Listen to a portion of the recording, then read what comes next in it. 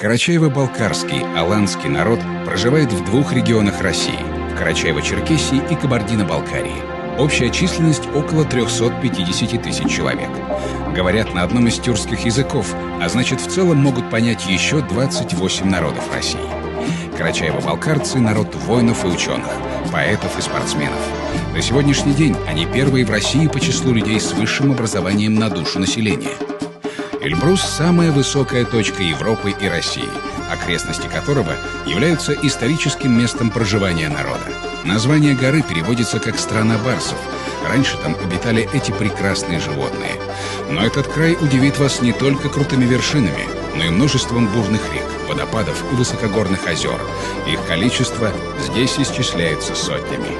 Местная земля богата природными ископаемыми, драгоценными и полудрагоценными камнями и металлами, мрамором и гранитом, запасы которых невозможно подсчитать.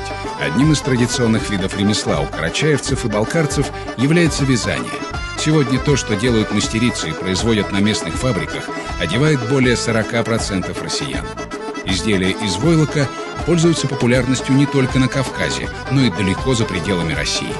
Карачаевцы и балкарцы издревле занимались животноводством, поэтому шашлык, приготовленный из карачаевской барашки, вкусный и полезный.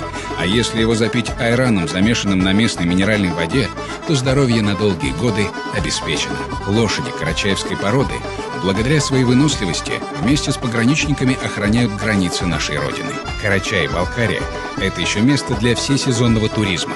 Любители зимнего и летнего отдыха в горах прекрасно проведут время в Приэльбрусье, Архызе, Домбае, Чегеме и Теберде. Каждый год сюда приезжают сотни тысяч людей. И это неудивительно. Солнечных дней в этих местах более 300 в году. Добро пожаловать в этот чудесный край.